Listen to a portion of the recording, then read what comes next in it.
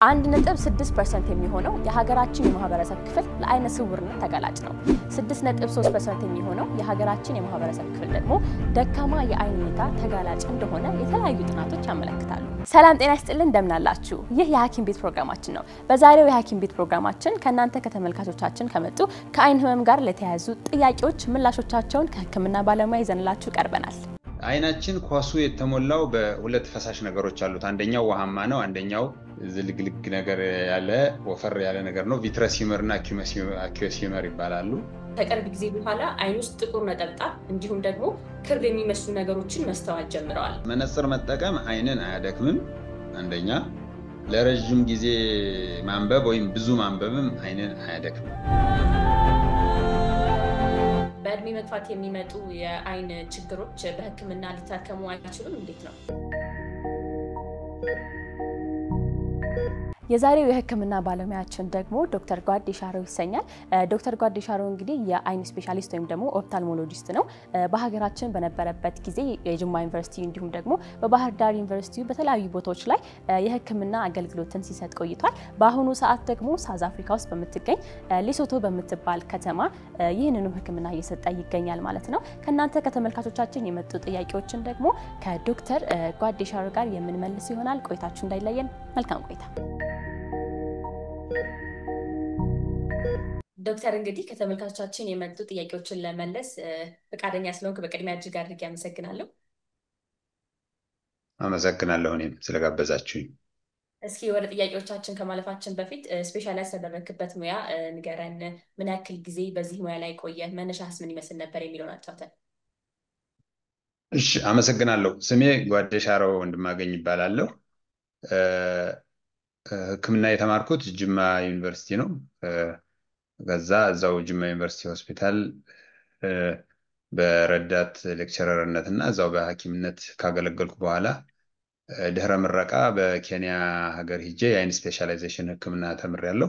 ከዛ ተመልሼ በጅማ ዩኒቨርሲቲ ሆስፒታል ለተወሰነ ጊዜ ካገለገልኩ በኋላ ወደ ባህር ዳር ዩኒቨርሲቲ ህክምና ሜዲካል ስኩል ትራንስፈር አድርጌ እዛም 2 ዓመት ተኩል አገልግዬ የተወሰነ ጊዜውን በኃላፊነትም ሰርቼ ከዛ በኋላ ኮሚትመንቴን ከጨረስኩ በኋላ ከኢትዮጵያ ወጥቼ እዚህ የደቡባዊ አፍሪካ ክፍል የምትገኝ ሌሶቶ የምትባል ሀገር ውስጥ በስፔሻሊስት ሐኪምነት አንድ ሪፈራል ሆስፒታል ውስጥ እሰራለሁ። መልካም። እስኪ አሁን ደግሞ ተመልካቾቻችን ከአይን ጋር ተያይዞ ስላቀረቡት ጥያቄዎች ያቀረቡትን ጥያቄዎች እንመለከታለን። አንተም ደግሞ በተቻለ መጠን እንግዲህ ጥያቄዎቹን ለተመልካቾቻችን ትመልስልናለህ። ወደ መጀመሪያው ጥያቄ ይለፍ ዶክተር። እሺ፣ የመጀመሪያው ጥያቄ እንግዲህ ከ45 ዓመት ጎልማሳ ተመልካቻችን የደረሰን ነው። 45 ዓመት ጎልማሳ መሆኑን እድሜውን ከገለጸ በኋላ እንግዲህ እዚህ እድሜው ድረስ ምንም አይነት የአይን ህመም አጋጥሞት እንደማያውቅ፣ ነገር ግን ከቅርብ ጊዜ ወዲህ አይኖቹ በተደጋጋሚ እያበጡና እየቀሉ ያስቸግሩታል። እሱ ብቻ ሳይሆን ደግሞ ይሄ ማበጡ መቅላቱም እንዳለ ሆኖ እይታውም ትንሽ እየቀነሰበት ነው። አሁን ላይ እይታውም እየቀነሰበት ይገኛል እና ጠዋት ደግሞ ከእንቅልፉ በሚነሳበት ወቅት አይን ውስጥ ፈሳሽ ነገር ያገኛል። እናም ይህ ተመልካች እስኪ ምን ማድረግ ይኖርብኛል፣ ምንድን ነው እየሆነ ያለው ብሎ ጠይቆናል። ምን ትላለህ ዶክተር? እሺ፣ አመሰግናለሁኝ። እንግዲህ ሁለት ነገር ነው። አንደኛው ጠዋት በተደጋጋሚ ማበጥና የአይን ፈሳሽ መያዝ፣ ሌላኛው እይታ መቀነስ ነው። ስለዚህ አንድ የ45 ዓመት ሰው እይታ ከመቀነሱ ብንጀምር በእይታው በምን ምክንያት ሊቀንስ ይችላል ብሎ ማሰብ ጥሩ ነው። ምናልባት የትኛው የእይታው ነው የቀነሰው፣ ከቅርብ የማየት ችሎታው ነው የቀነሰው፣ ከሩቅ ማየት ችሎታው ነው የቀነሰው የሚለውን በአካል ቢሆን ሐኪም ጋር ቢሄድ የበለጠ ግልጽ ያደርገዋል ብዬ አስባለሁ። ሊሆን የሚችለው ግን በተፈጥሮ ጥቃቅን ነገር የማየት ችሎታችን ከ40 ዓመት በኋላ ወይንም ከቅርብ የማንበብ ችሎታችን እድሜያችን ከ40 ዓመት ከሞላ በኋላ ይቀንሳል እና ምናልባትም ጥቃቅን ነገር ማንበብ፣ ጥቃቅን ጽሑፍ ማንበብ ነው እይታው የቀነሰ የሚሆነው። እሱ ደግሞ በእንግሊዝኛ በአይን ህክምና ቋንቋ ፕሬስቢዮፒያ ይባላል። 40 ዓመት ስለሞላን ከ40 ዓመት በኋላ አይናችን ቅርብ ነገሮችን ፎከስ አድርጎ የማየት ችሎታው በተለይ ሌንሱ ቅርጹን እየቀየረ ከቅርብ ያሉ ጥቃቅን ከቅርብ ያሉ ነገሮችንና ጥቃቅን ጽሁፎችን ለማየት ያደረገው የነበረው ተጽዕኖ ሚና አቅሙ ስለሚቀንስ በሱ ምክንያት ጥቃቅን ጽሁፍ ማየት ከቅርብ ያሉ ነገሮችን ማየት እየቸገረን ይመጣል እና ምናልባት እይታ የቀነሰ ያለው ሊሆን የሚችለው የማንበብ አቅሙ ነው የቀነሰው። ብዙ ጊዜ እንደሚታየው ወይ አንገታችንን ፈቀቅ እናደርጋለን ወይ የጽሁፉን የምናነበውን ወረቀቱን ራቅ አድርጎ የማንበብ ነገር ይኖራል። በዋናነት የ45 ዓመት ሰው እይታ የቀነሰ ካለ ብዙ ጊዜ የሚሆነው ከቅርብ የማንበብ ችሎታው ነው የቀነሰ። እሱ ደግሞ ከእድሜ ጋር ተያይዞ የሚመጣ ነገር ነው። በቀላሉ በመነጽር ይታከማል። አይን ሐኪም ጋር ሄዶ መነጽር መለካት ነው። ነገር ግን እሱ ብቻ ላይሆን ይችላል። የትኛው እይታው እንደቀነሰ ስላልነገረን አንድ ሰው 40 ዓመት ከሞላው በኋላ ለግላኮማ ተጋላጭ ነው፣ የአይን ግፊት ለሚባለው በሽታ። እንደውም የሚያስፈራው እንደሱ ግላኮማ ሆኖ ቢኮዝ ከመመለስ ስለማይቻል አንዴ ከተጎዳ እና ግላኮማ ሊሆን ይችላል። 45 ዓመት ለሞራ ትንሽ እርሊ ነው፣ ሌላ ተጓዳኝ ህመም ከሌለው ሞራም ሊሆን ይችላል እና አይን ሐኪም ጋር ሄዶ መታየት ይጠቅመዋል፣ ይመከራል ብዬ ነው ስጀስት ማድረግ የምችለው። እይታውን በተመለከተ ይሄን ይመስላል። ማበጡ ጠዋት ጠዋት እና ዲስቻርጅ ነገር አለው ፈሳሽ አለኝ ያለው ፈሳሽ ጠዋት ጠዋት ካለው ምናልባት ኢንፌክሽን ሊሆን ይችላል። ባክቴሪያል ኢንፌክሽን የምንለው ይሄ የአይኑ ልባስ ወይንም ኮንጃክታይቫ የምንለው እሱ ኢንፌክሽን ሲኖረው ወይም ኮንጃክቲቫይትስ እንለዋለን። ጠዋት ጠዋት የአይን ፈሳሽ ሊያመጣ ይችላል። ግን ሁል ጊዜ ከሆነ እና ለረዥም ጊዜ ከሆነ አይን ቆቡ ላይ ያሉ ሜቦሚያን ግላንድስ የሚባሉ አሉ እና እነሱ ስራቸው ለእንባው አስተዋጽኦ ማድረግ ነው። የእነሱ ፋንክሽን ዲስተርብድ ሲሆን ይሄ በደንብ መስራት ሲያቆሙ ወይንም ፈሳሹ በሬጉላርሊ መውጣት ሲያቆም ሜቦሚያን ግላንድ ዲስፋንክሽን ይባላል።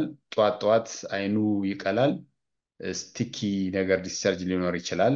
እሱም የሚታወቀው በአይን ሐኪም ጋር ሄዶ በቀላሉ በማይክሮስኮፕ ታይቶ ይሄኛው ባክቴሪያል ኢንፌክሽን ነው፣ የአይን ልባሱ ወይም የኮንጀክቲቫ ኢንፌክሽን ነው ሊባል ይችላል። ይሄኛው የግላንዶቹ ችግር ነው፣ ሜቦሚያን ግላንድ ዲስፋንክሽን ነው ተብሎ አፕሮፕሬት የሆነ አንቲባዮቲክ ትሪትመንት ይሰጠዋል ማለት ነው። ከሐኪም ጋር እስከሚሄድ ድረስ ግን ምናልባት ሜቦሚያን ግላንድ ዲስፋንክሽን ከሆነ ለብ ባለ ውሃ የተነከረ ፎጣ ጫን ጫን ማድረግ እነዚህ ቅባታማ ነገር የሚያመርቱት ግላንዶቹ እየቀለጠ እንዲወጣ ያደረገውና ምልክቱን ይቀንስለታል። አይኑን ንጽህናውን መጠበቅም ሌላ ነገር ነው። ድንገት ባክቴሪያል ኮንጀክቲቫይትስ ከሆነ የሚወጣው መግል ነገሩ አይኑ ላይ መቆየት ስለሌለበት ይህንን ነው ልል የምችለው። ቀጣዩ ተመልካቻችን ስለ አባቱ ነው መጠየቅ የፈለገው። ለረጅም ዓመት ለረጅም ዓመት በመምህርነት ላይ ያገለገለ አባት እንዳለው፣ ነገር ግን ይህ አባቱ ከቅርብ ጊዜ በኋላ አይን ውስጥ ጥቁር ነጠብጣብ እንዲሁም ደግሞ ክር የሚመስሉ ነገሮችን መስተዋል ጀምረዋል እና ይህ ብቻ ሳይሆን ደግሞ እነዚህ ነገሮች እንዳሉ ሆኖ ማንበብ ይቸግረዋል፣ እይታውም ቀንሷል። በተጨማሪም ደግሞ ትኩር ብሎ አንድን ነገር ሲመለከት መሀል ላይ ጭልም የሚል ነገር አለው እና አባቴን ምን አይነት ሕክምና ቦታ ልወስዶ እችላለሁ? ምን አይነት ሕክምና ነው አባቴ ማግኘት ያለበት የሚል ጥያቄ ከተመልካቻችን ደርሶናል። እሺ፣ ጥሩ ጥያቄ ነው። እንግዲህ አሁን የሰማኋቸውን ምልክቶች አንድ ላይ አድርገን ስናያቸው አይናችን ኳሱ የተሞላው በሁለት ፈሳሽ ነገሮች አሉት። አንደኛው ውሃማ ነው፣ አንደኛው ይሄ ዝልግልግ ነገር ያለ ወፈር ያለ ነገር ነው። ቪትረስ ሂመር እና አኪዮስ ሂመር ይባላሉ። ቪትረስ ሂመሩ ወይንም ይሄ ዝልግልግ የሚለው ነገር ከተወለድን ጀምሮ ወፈር ያለ ነው። እድሜያችን እየገፋ ሲሄድ እየቀጠነ እየተበጣጠሰ ይሄዳል እና በተለይ ደግሞ 55 60 እድሜ ከበኋላ የመበጣጠሱ ነገር ስለሚበዛ ብዙ ሰዎች የሆነ ፀጉር ነገር እዚህ አይኔ ላይ ያልፍብኛል ያለ ይመስለኛል ብለው እንደውም አንዳንድ ጊዜ እንደዚህ ማሸት ወር ለማንሳት ለመያዝ መሞከር ይኖራል እና የተበጣጠሰ ቪትረስ ነው የሚሆነው ወይም ቪትረስ ዲጀነሬሽን እንለዋለን። በማይክሮስኮፕ ሲታይ እንግዲህ በአማርኛም እንደሚባል አላውቅም፣ ቪትረስ ስትራንድስ ነው የሚባሉት ወይም ፀጉራማ ነገሮች ናቸው እና እዛው ረቲናው ጋር የብርሃን መቀበያው ቅርብ ስለሆኑ ትንሽም ብትሆን ስታልፍ ብሎክ ስለምታደርግ ለጊዜው መጀመሪያ አካባቢ ያስቸግራልም፣ ዲስተርብ ያደርጋል። አንዳንዶቹ እንደውም የሸረሪት ድር የመሰለ ነገር አየሁ ይላሉ። አዎ። ፀጉር ነገር እዚህ ጋር ያልፍብኛል። እንደውም እዚህ ጋር ያለ መስሏቸው አንዳንድ ታካሚዎች እንዲህ ይዞራሉ። ሲዞሩ እሱም አብሮ ይዞራል። ቢኮዝ እዛው ውስጥ ነው ያለው እንጂ ውጭ አይደለም ያለው እና ምናልባት ከእድሜ ጋር ተያይዞ የቪትረስ ዲጀኔሬሽን ወይንም ቪትረሱ ቀጥኖ ተበጣጥሶ እነዛ ክር ነገሮች ምንድነው ፀጉር ወይም ክር የሚመስሉ ነገሮች ስላሉ ነው የሚሆነው። እንግዲህ ሁለት ነገር ነው። እይታው ካልቀነሰ በጣም አያስጨንቁም። አንደኛ አይናችንም ጭንቅላታችንም ይለምድና ኢግኖር ማድረግ ይለምዳል። ከዛ በኋላ እይታውንም ዲስተርብ ካላደረጉ ብዙ እንደ ትልቅ ችግር አይቆጠርም። ይሄም ከእርጅና ጋር ተያይዞ የሚመጣ ነገር ነው። ነገር ግን በጣም ካስቸገረ እይታውን ብሎክ ካደረገ እና በጣም ቦዘርሰም ከሆነ መታከም ይችላል። ግን ሕክምና የሚፈልገው በጣም ከመቶ ጥቂት ነው። 1-2 ከመቶ ነው ሕክምና የሚፈልገው። በብርሃን ጨረር ወይም ሌዘር በሚባለው መታከም ይችላል። እይታ በጣም ብሎክ ካረገ ደግሞ በኦፕራሲዮንም ይሰራል። ግን እሱ እንዳልኩት ከመቶ 1 ወይ 2 ከመቶ የሚሆኑ ታካሚዎች ነው እሱን የሚያስፈልጋቸው። እዚህ ጋር ግን ምናልባት እንደ አሁን እነዚህ ጨረር የሚመስሉ ክር የሚመስሉ ነገሮች እይታዬ ላይ ያልፋሉ፣ ሸረሪት ነገር የሚመስል አያለሁ የሚባሉት ነገሮች ከእይታ መቀነስ ጋር ከተያያዙ ግን ድንገት በአስቸኳይ አይን ሐኪም ጋር መሄድ ግዴታ ነው። ምክንያቱም ይሄ ዋርኒንግ ሳይን ነው። ምናልባት ሲቪር የሆነ ሌላ የአይን ችግር ምልክት ናቸው። ለምሳሌ ሬቲናል ዲታችመንት ወይንም የብርሃን መቀበያው ከቦታው ሲላቀቅ ይሄን ምልክት ያመጣል። ስለዚህ እይታው ከቀነሰ ወይ ደግሞ በአጣዳፊ ሁኔታ በጣም ከበዙ አይን ሐኪም ጋር መሄድ የግድ ይለዋል። አንዳንድ ጊዜ ደግሞ እንደ ግርዶሽ መጋረጃ የሚመስል ነገር በዚህ በኩል እንዲውርድ አለ ምናምን ይላሉ። አሁን ህሙማኖች እሱን ዲስክራይብ ሲያደርጉት እንዲህ አይነት ነገር ካጋጠመው በአስቸኳይ አይን ሐኪም ጋር መሄድ አለበት። ነገር ግን ዝም ብሎ እነዚህ ክር የሚመስሉት ነገሮች ብቻ የሚያልፉ ከሆነ እና እይታውን ብዙም አፌክት ካላረገው ሲለምደው ጭንቅላታችን ኢግኖር ማድረግ ይለምዳል። ከዛ በኋላ ብዙ አስቸጋሪ አይሆንም። በዛ እድሜ ግን እንግዲህ ብዙ ዓመት መምህር ሆኖ አስተምረዋል የሰሩ ናቸው ምናምን ሲል ከ55 እስከ 60 ዓመት እና ከዛ በላይ ሊሆኑ ስለሚችሉ የእይታ መቀነስ ሌላ ብዙ ምክንያቶች አሉ። ሞራ የዴቨሎፕ እያደረጉ ሊሆን ይችላል።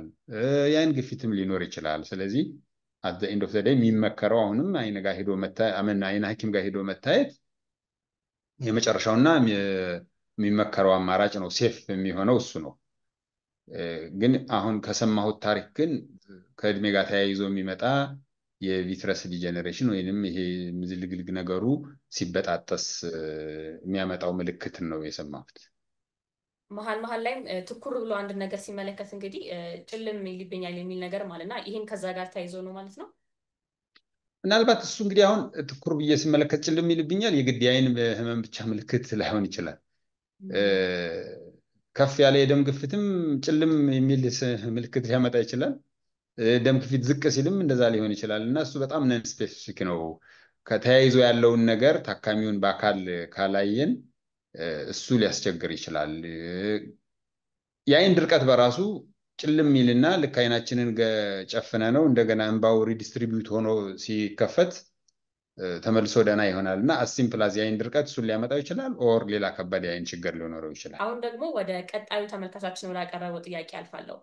ቀጣዩ ተመልካቻችን እንግዲህ የ28 ዓመት ወጣት መሆኑን ይነግረናል።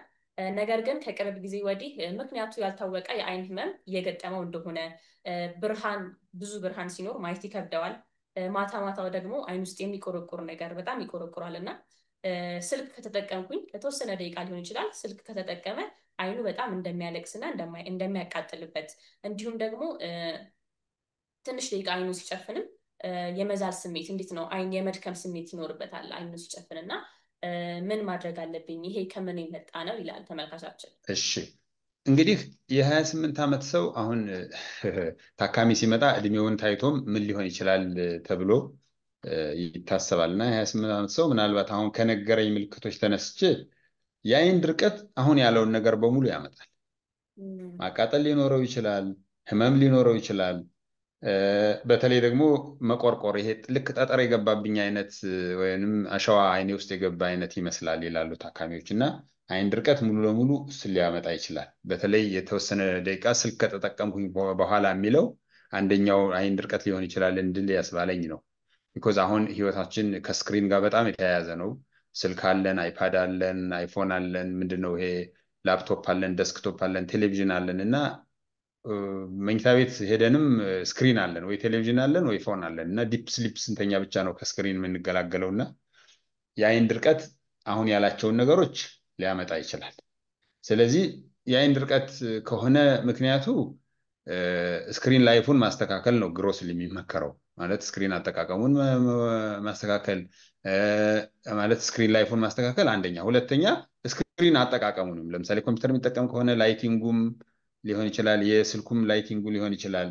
እንደገና ደግሞ በጣም በኮምፒውተር ብዙ ስራ የሚሰራ ከሆነ ሬጉላር ብሬክ ማድረግ፣ ይሄ 20 ሩል የሚሉት አለ። 20 ደቂቃ ትኩር ብሎ ከሰራ ለ20 ሰከንድ ሌላ ቦታ መመልከት እና ከስክሪኑ አይኑን ማንሳት፣ አይኑ ሪላክስ አድርጎ ከርቀት ቦታ እንዲያይ ማድረግ ለ20 ሰከንድ እንደዚህ ይመከራል።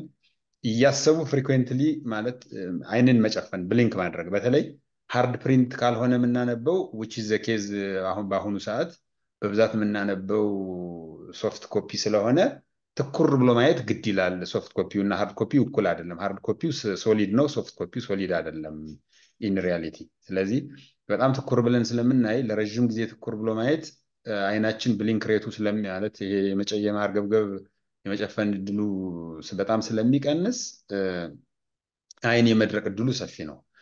ሰምሃው ደግሞ ስክሪኖቻችንም በመጠኑም ቢሆን ሙቀት አላቸው። ሙቀቱም እንባውን የመትነን እድሉን ያሰፋዋል መጽሐፍ ከማንበብ።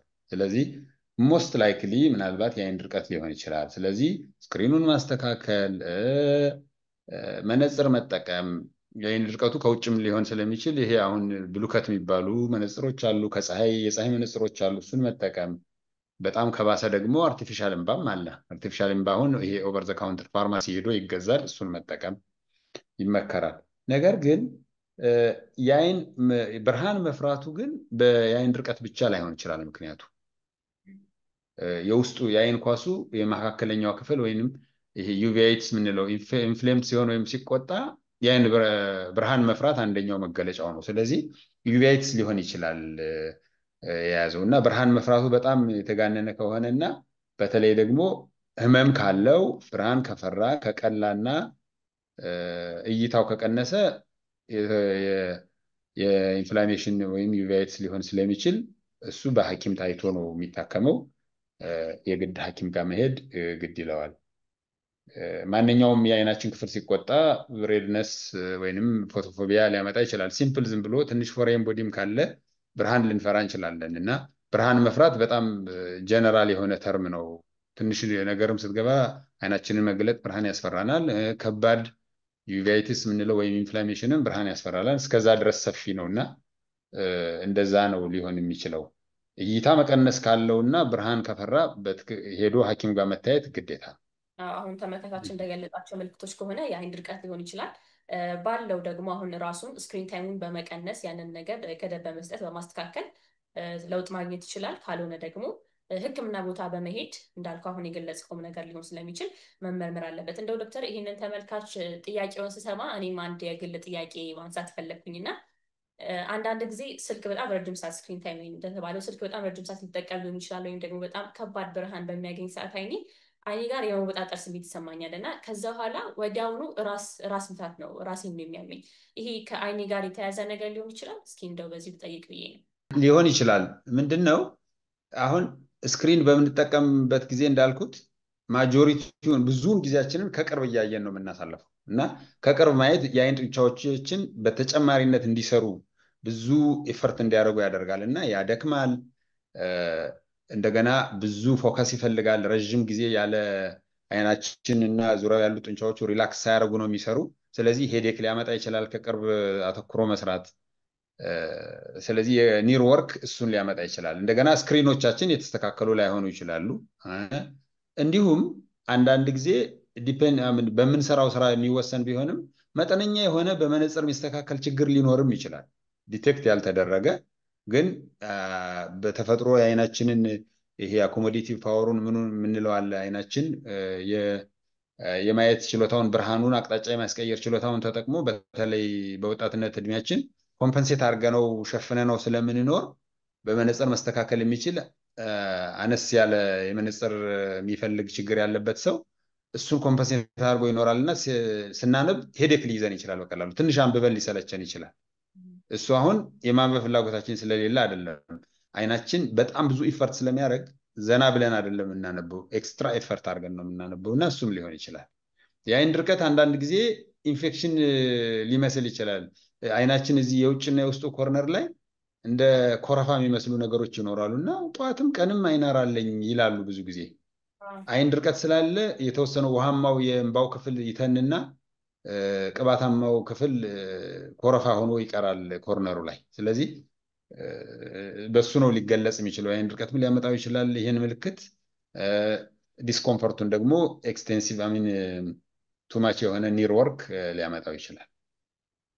ስለዚህ ከራስ ምታት ጋርም ይያያዛል ማለት ነው። እሺ ዶክተር አመሰግናለሁ። አሁን ደግሞ ወደ ቀጣዩ ወደ መጨረሻው ጥያቄ ነው የማልፈው።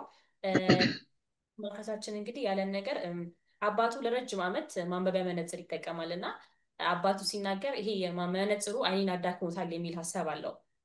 እድሜው አሁን ወደ 60ዎቹ አጋምሷል ይለናል። አሁን ላይ ግን ያለ መነጽር ምንም አይነት ነገር ማየት አይችልም። ጥቃቅን ነገሮችን ቢሆኑ ረጅም ዓመት መነጽር ተጠቀመ ሊሆን ይችላል፣ ምንም አይነት ነገር ማየት አልችልም ይላል እና ተመልካቻችን ሊጠይቀን የፈለገው ነገር ምንድነው? መነጽር መጠቀም ከምርም አይንን ያደክማል ወይ? ብዙ ማንበብም አይን ያደክማል ይባላል እና መነጽር ከምርም አይንን ያደክማል ወይ ይለናል። እስኪ እንዴት ነው ይሄ ነገር? ዝም ብሎ መልሱን ባጭሩ ለመመለስ መነጽር መጠቀም አይንን አያደክምም። አንደኛ ለረጅም ጊዜ ማንበብ ወይም ብዙ ማንበብም አይንን አያደክምም። አጭሩ መልሱ ነው። ግን በምሳሌ ለማብራራት ለምሳሌ ቅድም እንዳልኩት በተፈጥሮ ጥቃቅን ነገር የማየት እና ከቅርብ የማንበብ ችሎታችን ከ40 ዓመት በኋላ እየቀነሰ ይሄዳል። በዛም ምክንያት ማንበቢያ መነጽር እገዛ ይፈልጋል ብዙ ጊዜ። ስለዚህ ለምሳሌ በምሳሌ ሰጥቼ ባስረዳ ይህን ለመረዳት ይቀላል።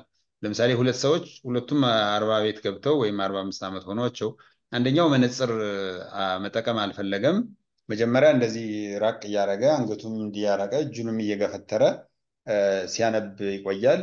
ከዛ በኋላ ሃርድ ፕሪንት ጥቃቅን ነገሮችን በቃ እንኳን ብውልኝ ያለ ለልጆች እየሰጠ ለሌላ ሰው እያነበበለት ነው የሚቆይ። ወይንም ይሄ መርፌ ከክር ማዋደድም አይ በቃ እንኩ አድርጉልኝ እየተባለ የጸሎት መጽሐፍ ማንበብ የሚያቆሙ እንደዚህ ይሆንና 50 ዓመት ሲሆን ከዛ እየተባለ መነጽር አይጠቀሙም። በቃ ጥቃቅን ነገር መስራትን ይተውታል፣ ማየትን ይተውታል ማለት ነው። ጥቃቅን ነገር ማየት ማንበብ የሚፈልግን ስራ ይተውትና በቃ አይኔ እኮ እምቢ ብሎ አሁን ጥቃቅን ማንበብም ትቻለሁኝ፣ ጋዜጣም አላነብም። ምናልባት አሁን ዘመኑ ስክሪን ታይም ስለሆነ ኮምፒውተር ፎንት ጨምሮ ማንበብ፣ ስልክ ላይም በተች ስክሪን ስለሆነ ፎንቱን ከፍ እያደረጉ ማንበብ ሊሆን ይችላል። አንደኛው ይሄ ነው። ስለዚህ ይሄ ሰውዬ 60 ዓመቱም ላይ ሲደርስ በቃ ከቅርብ የማንበብ ችሎታው በጣም እንደቀነሰ ስሎሊ የለመደው ሄዷል። ኦን ኮንትራሪ ሌላኛው ታካሚ ደግሞ ልክ 42 43 ዓመቱ ላይ ዲማንዲንግ የሆነ ስራ ለምሳሌ ወይ አካውንታንት ነው፣ የግድ ጥቃቅን ጽሑፍ ያለበት የወረቀት ስራ መስራት አለበት፣ መነጽር መጠቀም ይጀምራል። ስለዚህ 45 ዓመቱ ላይ ማንበቢያ መነጽር ይጠቀማል። ትንሽ ሳይዝ ይሄ ፖዚቲቭ ሌንስ ነው የምንለው +1+1.5 እንደዚህ ይጠቀማል። በ2 ዓመት በ3 ዓመት ቸክ እየተደረገ 50 ዓመት ሲሆነው ደግሞ +2 አድርጎት ሊሆን ይችላል። 55 ዓመት ሲሆነው ይጨምራል። 60 ዓመት ሲሆነው ጨመር እያለ እስከ +3 ይሄዳል። ሬጉላርሊ መነጽሩን እያደሰ ይሄ ላይፍ ስታይሉ ኳሊቲ ኦፍ ላይፉ ስራውን ፕሮፐርሊ እየሰራ ይሄኛውን አልችለውም ብሎ የሚተወው ስራ የለም፣ እየሰራ ነው የሚኖረው። አሁን ምን ይሆናል? የሆነ ጊዜ በ60 ዓመቱ መነጽሩ ወይ ጠፋ ወይ ተሰበረ። ከዛ ያችን ጥቃቅን ጽሑፍ ሊያነባት ሲያነሳት በፍጹም አያየውም፣ ከነጭራሹ ቶታል። ከዛ ምን ተብሎ ኮንክሉድ ይደረጋል? እንዴ ይሄ መነጽርማ አይንን አጥፍቶታል፣ ይሄን እኮ አነበው ነበረ። ያን ያነቡት የነበረው 40 ሲገቡ ነው እንጂ በ60 ዓመታቸው አይደለም። ኦልሬዲ ያን ኳሊቲ ኦፍ ላይፍ እየሰሩት ስለመጡ አሁን መስራት ያቆሙት መነጽሩ ስለቀረ ነው እንጂ መነጽሩ የማንበብ እይታቸውን ስለቀነሰው አይደለም። በተፈጥሮ ሞር እያረጁ ስለሆነ ነው። እና እርጅናው እየጨመረ ሲሄድ ከቅርብ የማየት ችሎታችን እያለቀ እየሞተ ነው የሚሄድ እና በሽታም አይደለም። ኢትስ ፓርት ኦፍ ኖርማል ኤጂንግ ነው። የኤጂንግ ፕሮሰስ ነው እንጂ እንደ በሽታም ሊቆጠር አይገባውም። ግን ኤጂንግ ፕሮሰስ ስለሆነ ኮምፐንሴት ይደረጋል፣ ይታከማል እንጂ ለምሳሌ ይሄ ከእርጅና ጋር ተያይዞ የሚመጣ በሽታ ሊባል አይችልም። አብሮ ያ ከአካላቶቻችን አንዱ ሲያረጅ ከቅርብ የማየት ችሎታውን ያጣል ነው። ሌላኛው ብዙ ማንበብ አይን ያጠፋል የሚባል አለ። እሱ አይ ቲንክ ትክክል ያልሆነ ነው። አይናችን የስሜት ህዋስ ነው። ስለዚህ ብዙ ማየት ነው ስራው። ብዙ ማየት አይን አያጠፋም። ምናልባት አሁን ይሄ በዚህ ዘመን ለምሳሌ እነዚህ ሌዘር ላይቶች አሉ። እነሱ ላይ አተኩሮ ማየት አይን ሊጎዳ ይችላል ምናምን ምናምን እንጂ ብዙ ማንበብ አይን አይጎዳም። ብዙ መስማት ጆሮ አይጎዳም። ስለዚህ ሁለቱም የስሜት ህዋሳት ናቸው። ብዙ ማሽተትም እንደዛው አፍንጫም አይጎዳ ከሆነ ብዙ ማንበብ አይን ይጎዳል የሚል ሳይንሳዊ ግኝት የለም። ዶክተር እንደው ግን ከዚህ ጋር ተያይዞ ብዙ ጊዜ ሰዎች ምን ሲሉ ሰማለው፣ አይናቸውን ያማቸውና ወደ ሕክምና ቦታ ሲሄዱ መነጽር ይታዘዝላቸዋል። ከዛ በኋላ ያንን መነጽር ያደርጉትና አይናቸውን ይባስ ያሳማቸዋል፣ ይተውታል። መነጽሩ ይባስ እያሳመመኝ ነው፣ ሌላ አይነት ህመም እያመጣብኝ ነው ብለው ይተውታል። እና አሁን እነዚህ ሰዎች መነጽሩ የሚያሳማቸው ከሆነ ሌላ አይነት ህክምና ማድረግ አለባቸው ነው ወይስ ምንድን ነው የሚያገናኘው? አንዳንድ ጊዜ ምን ይሆናል፣ መነጽሩን ይለኩና የተለኩት መነጽር ፐርፌክትሊ ላይናቸው የሚሆን ላይሆን ይችላል። አንደኛው እሱ ነው። ሁለተኛ እስኪለምዱትም ሊሆን ይችላል። አዳፕቴሽን ይፈልጋል። በተለይ በዚህ ዘመን አሁን ማንበቢያ ለብቻ ከሩቅ ለማየት የሚያስችል መነጽር ለብቻ ማረጉ ቀርቶ ሁለቱንም አንድ ላይ ያደረገ ፕሮግሬሲቭ እንደዚህ የሚባሉ መነጽሮች አሉ። ከቅርብም ከሩቅም፣ የላይኛው ሴግመንት ከሩቅ ለማየት፣ የታችኛው ከቅርብ ለማንበብ እና እሱ ለርኒንግ ከርቭ ይባላል። ምንድነው እስከምንለምደው ድረስ ጊዜ ይፈጃል እና ሄዴክ ያመጣል፣ ደረጃ ላይ መውደቅ ያመጣል ምናምን ምናምን። አንደኛው እሱ ነው። ሁለተኛው ግን የተሰጣቸው መነጽር ምናልባት ኢት ሜይ ኖት ቢ ዘ ቤስት ፕሬስክሪፕሽን፣ አይናቸው የሚፈልገውን ያክል ወይ ሲለካ ወይ ሲሰራ ትንሽዬ ክፍተት ካለው እሱ ሄዴክ ያመጣል። እንደውም በጣም አላሰራኛለና ተውኩት ይላሉ። ወይም ደግሞ መስራት ስላለብኝ ወይም መኪና መንዳት ስላለብኝ ያደርገዋለሁ፣ ግን በጣም ሄዴክ ይዘኛል። ስፔክታክል ኢንቶለራንስ ይባላል። እሱን እንደገና ሄዶ ማስተካከል ነው እንጂ አልጠቀመኝም እና አላረገውም ከሆነ ፈንክሽናሊ ኳሊቲ ኦፍ ላይፋቸው ይቀንሳል ማለት ነው። ወይም ፈንክሽናሊ መሆን እድላቸው ይቀንሳል ማለት ነው። እና ተመልሶ ሄዶ አይ ይሄ መነጽር ይሄን ችግር እያጋጠመኝ ስለሆነ እንደገና ይታይልኝ ሊሆን ይችላል። ወይ ደግሞ አይ ልኬቱ ትክክል ነው፣ ነገር ግን ለርኒንግ ከርቭ አለው ማለት እስከምትለምደው ነው ተብሎ ቢነገር ነገርየውን ያቀለዋል ብዬ አስባለሁኝ። ግን ስፔክታክል ኢንቶለራንስ የሚባል ትክክለኛ ሳይዝ ላይሆን ሊችል ግን ይችላል። እንደዛ አይነት አጋጣሚ አለ። ከሌታችን በፊት አሁን እዚህ አብዛኞቹ ተመልካቾቻችን ሲያቀርቡት የነበረው ጥያቄ ጋር ከእድሜ መግፋት ጋር ያያዩት ነገር አለ እና እድሜያቸው እንደገፋ እየተናገሩ ነበር ሲጠይቁን የነበረው። በእድሜ መግፋት የሚመጡ የአይን ችግሮች በሕክምና ሊታከሙ አይችሉም? እንዴት ነው? ይችላሉ። በእድሜ መግፋት ምክንያት የሚመጡ የአይን ችግሮች በደንብ መታከም ይችላሉ። ማለት አንደኛው የአይን ውሃ ግፊት ነው። የአይን ግፊት ህመም ነው ወይም ግላኮማ ነው፣ ይታከማል። በጊዜ ከተያዘ በደንብ ነው የሚታከመው። ግን ዘግይቶ ከተገኘ ነርቡን ሊጎዳ ይችላል፣ እይታውን መመለስ ሊከብድ ይችላል። ሌላኛው ሞራ ነው፣ በስነስርዓት ይታከማል። በኦፕራሲዮን ታክሞ በደንብ ከሞራው ከመጀመሩ በፊት የነበረውን አይነት እይታ ይመልሳል። ምናልባት ቢታከምም በጣም ለመመለስ የሚያስቸግረው ይሄ ማኪላር ዲጀነሬሽን የምንለው ወይም በአማርኛ አይ ቲንክ የእይታ ሰገነት መጃጀት ነው ምናምን የሚባለው በአማርኛ ሲተረጎም፣ እሱ ሕክምና አለው። ግን እሱ ነርቡ ረቲናው ነርቭ ቲሹ ነው እና እሱ ስለሆነ ዲጀነሬት የሚያደርግ እሱን ሙሉ ለሙሉ መመለስ አይቻልም። ግን አሁን መድኃኒቶች አሉ በመርፌ የሚሰጡ አይን ውስጥ የሚወጋ፣ እሱ ሁሉ ይታከማል እና ከእርጅና ጋር የሚመጣው ነገር በስነስርዓት ይታከማል። አይን ሐኪም ጋር ሄዶ መታከም ነው ዋናው መፍትሄ። እንደውም እኮ የአይን ሐኪም ብዙዎቻችን ህሙማኖቻችን እኮ በእድሜ የገፉ ሰዎች ናቸው እና በደንብ ነው የሚታከመው። ከእርጅና ጋር ተያይዞ የሚመጡ የአይን ችግሮች በደንብ ነው የሚታከሙት። ይሄን ነው ማለት ይቻላል። ስለዚህ ሕክምና ማግኘት ይችላል ማለት ነው። ዶክተር እንግዲህ ከተመልካቾቻችን ከአይን ጋር ተያይዘው የቀረቡ ጥያቄዎች እነዚህን ይመስሉ ነበር። እኔም የግል ጥያቄዎችን ጠይቄያለሁ። ምላሾቹንም ደግሞ ያንተ ምላሾች ሰምተናል። ጊዜህን ሰጥተህ ምክር ብጤ እንዲሁም ስላካፈልከን፣ ምልክቶቹን ስለነገርከን፣ ወደ ሕክምና ቦታም ሄደው መታከም እንደሚችሉ እንዲሁም ደግሞ ሌሎች መዳኛ መንገዶችን ስለነገርከን እጅግ አድርጌ አመሰግናለሁ። በመጨረሻ ግን አንተ ማለት የምትፈልገውን ነገር ካለ ዶክተር እድሉን ሰጥቻለሁ። እሺ አመሰግናለሁ። አይ ቲንክ ምለው ነገር የለኝም። ምናልባት እንደ መልእክት እንደዚህ አይነት በሚዲያ የሚተላለፉ የባለሙያ ምክሮች የባለሙያ ምክር እንደ ሄልዝ የጤና ትምህርት ናቸው እንጂ ሕክምናን አይተኩም፣ ሄዶ መታከምን አይተኩም። በርቀት ወይንም በዚህ በሐኪም ምክር በሚዲያ በሚደረግ የሐኪም ምክር ሙሉ ሕክምና አይገኝም። ስለዚህ በአካል ሄዶ መታከም አንደኛው ነው። ሁለተኛ ይሄ ቼክአፕ ሬጉላር ቼክአፕ እንደ ባህል ቢለመድ ጥሩ ነው። በተለይ እድሜ እየገፋ ሲሄድ ሪቨርስብል ማለት መመለስ የማይችሉ እና ግን በጊዜ ቢገኙ መታከም መዳን የሚችሉ ችግሮች እንዳይፈጠሩ ሬጉላርሊ እየሄዱ ራስን ቼክአፕ ማድረግ ጥሩ ነው። ይሄኛውን የሐኪም ምክር እንጂ ሕክምናን የሚተካ እንዳልሆነ በድጋሚ ማስታወስም ጥሩ ነው። ይሄን ነው ማለት የምችለው። መልእክቶች እንግዲህ ለተመልካቾቻችን ደርሰዋል። ዶክተር በድጋሚ ለተጠቀም ጊዜ እጅግ አድርጌ አመሰግናለሁ። መልካም ጊዜ። አመሰግናለሁ። እግዚአብሔር ይስጥልኝ። የዛሬ ሐኪም ቤት ፕሮግራማችን የተካተላችሁትን ይመስል ነበረ። ተመልካቾቻችን ላቀረባችኋቸው ጥያቄዎች እንግዲህ ምላሾቹን የሚጠቅም ነገር እንዳገኛችሁበት ምንም ጥርጥር የለኝም። ነገር ግን ዛሬ በሐኪም ቤት ፕሮግራማችን ያቀረብነው የሕክምና ባለሙያዎችን ምክር እንዲሁም ደግሞ ጥቆማዎች ነው። ስለዚህ በይበልጥ መፍትሄ ለማግኘት አቅራቢያችሁ በሚገኝ የሕክምና ቦታ በመሄድ መፍትሄ እንድታገኙ በሐኪም ቤት ማስተላልፋለሁ። ማንኛውም አይነት ከሕክምና ጋር የተያያዘ ጥያቄ ካላችሁ ደግሞ በ6121 ላይ በአጭር የጽሑፍ መልእክት ልታደርሱ ትችላላችሁ። እኛም ከሕክምና ባለሙያዎች መልሶቻቸውን ይዘን ወደ እናንተ እንቀርባለን። የዛሬ ፕሮግራማችን በዚህ ተጠናቀቀ። ቻው ቻው።